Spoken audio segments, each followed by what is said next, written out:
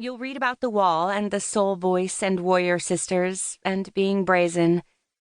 Somewhere in the midst of it all, I believe you will find what God has for you. And, like the image in the stained glass, you will remember that even in our greatest uncertainties, we are held. It's all held.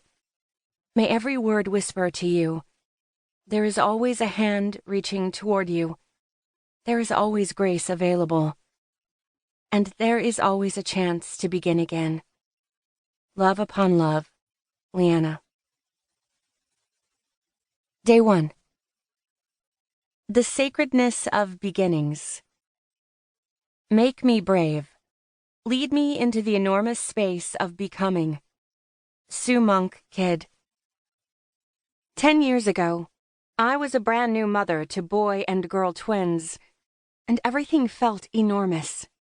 My love was enormous, my fear was enormous, my self-contempt was enormous, my exhaustion, enormous. The pile of empty Diet Coke cans, enormous.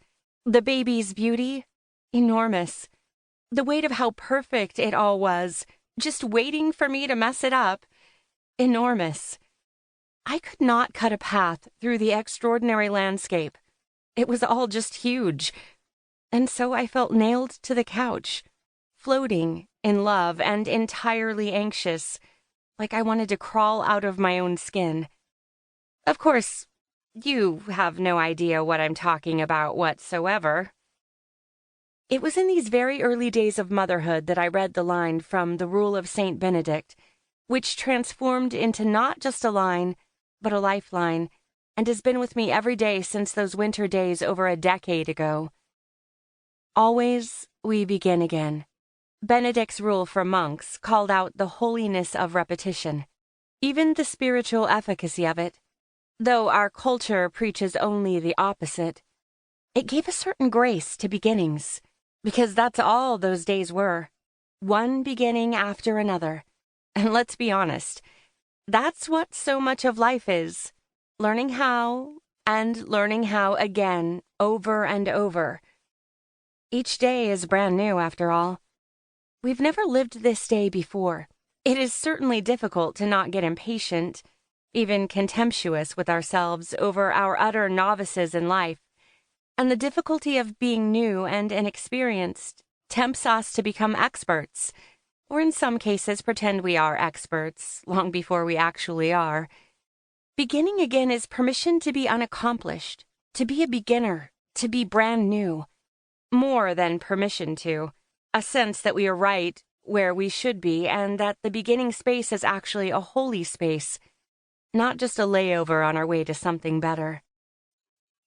We can fall into the false belief that being a beginner is being a failure. Are you starting out at something and your newness is causing you to doubt yourself, tempting you to believe you are inadequate? Write out the new thing or things you are navigating. God, give me grace with myself as I tolerate being a beginner. Amen. Day 2. To open up. Anyone or anything that does not bring you alive is too small for you. David White. It was late spring and the breeze brought up the jasmine from the gate where it climbs. I walked through the house, room by room, opening doors and windows, letting air move through the house. Every opened window, every opened door, a prayer. Come in. Help. Thank you.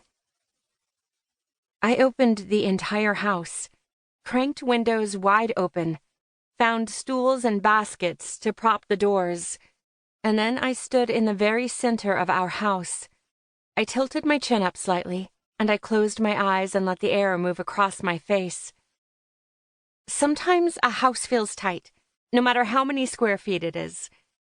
Sometimes a heart and a life feel tight. Sometimes a marriage feels tight. Sometimes our work or our calling feels tight. Sometimes the skin we're in feels tight. We need a door or a window to open, a fresh breeze of perspective, the movement of change.